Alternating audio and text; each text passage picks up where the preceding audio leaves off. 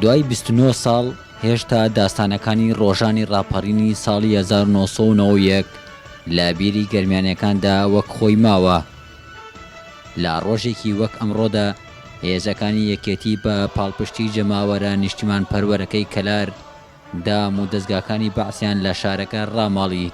پێش وەخت نووسرامان بۆ هات سەردانی هەموو زۆربەی چەکدارەکانمان نەکرد، ئامۆستریەکانمان نەکرد، ئەو نووسراوان ئەدا پێی کە بە خەڵک کە دەستی پێکە ڕاپەڕین لە ڕانێ دەستی پێکردی تر ئێمە خۆ ئامادەکاری بۆ ئەوەکردن لەیرە.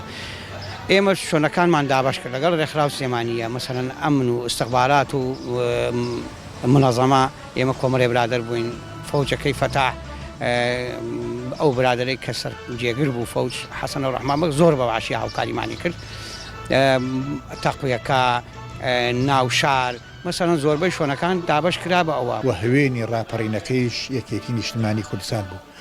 باسی ئەو مەکردگە کازینۆ کلیلی تەسیمکردنەوەی هەموو کەلار بوو بە کۆمەڵانی خەڵک. ئەوەش بوو مدەڕعەیە کەوتم لەبان ئەو جادەوەسا بوو من لە بەردەسوور بوو ئەو سەردەما قەناسێکی خۆم پێ بوو، هەد نەڕۆیش دڵشمان خەرکی و شەقیە برد خەڵک جم و جوڵ و حرەکەی تەواو تێکەوت بوو.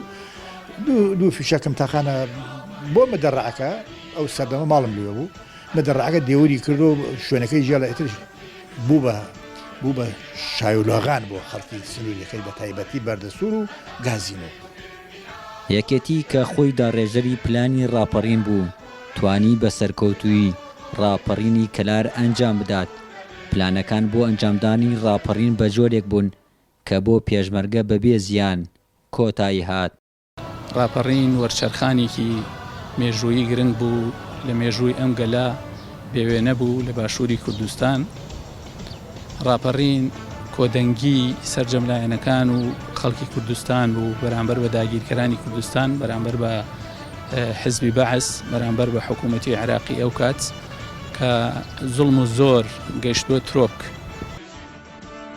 لە ڕاپەڕینی شاری کەلاردا جەماوەر و پێشمەرگە بە جۆرێک شەیدای ئازادی بوون، توانیان لە ماوەی کەمتر لە 2 کاتژمێردا تەواوی شارەکە لە بەعس پاک بکەنەوە.